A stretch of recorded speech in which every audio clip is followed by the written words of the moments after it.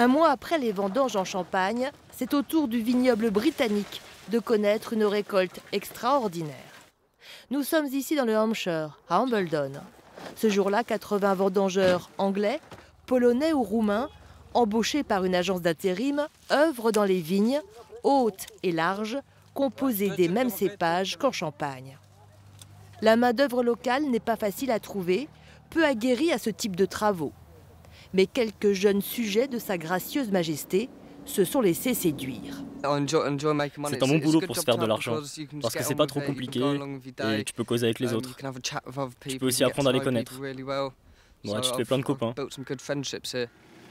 La récolte 2018 est comme en Champagne, précoce, ici 15 jours d'avance, volumineuse et de grande qualité. Hambledon Vineyard a planté il y a une quinzaine d'années 30 hectares. Pour le propriétaire qui a investi dans le vin effervescent anglais, cette vendange est inouïe. Je pense que c'est la plus grosse vendange de toute ma vie et la plus belle année.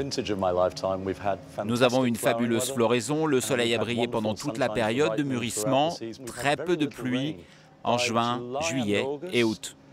4 mm seulement, ce qui est incroyable ici au Royaume-Uni. Nous avons des raisins très sains et des volumes peut-être 3 fois supérieurs à ce que nous avons eu il y a 2 ans. Donc le rendement est excellent, le niveau de sucre est très bon et les acides sont fantastiques. Alors ça se présente bien. Au Royaume-Uni, il n'y a pas de réglementation liée à l'appellation comme en Champagne. Les rendements agronomiques sont moins élevés.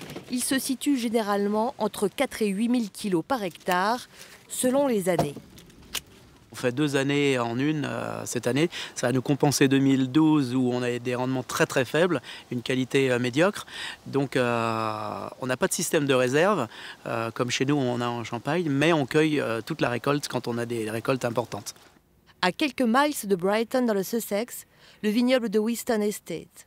Un vignoble très jeune, les premières bouteilles de vin effervescent sont sorties sur le marché en 2010. Face à la quantité extraordinaire, la cueillette a été arrêtée pour 2 raisons. Permettre d'une part au pressoir d'absorber la livraison de raisins en provenance d'autres vignobles, d'autre part pour profiter de la météo. Nous avons commencé à vendanger la semaine dernière. Nous avions une très très belle maturité avec les pinots noirs. C'est le cépage qui arrive toujours en premier ici. Nous avons stoppé la vendange parce que le temps nous permet d'attendre que la maturité progresse encore. La météo est toujours fantastique. C'est la vendange la plus précoce que j'ai jamais faite pour les vins effervescents anglais. La qualité des mous est extraordinaire, du jamais vu, 11,5 degrés. C'est le meilleur chardonnay cette année. Le goût est superbe. Superbe.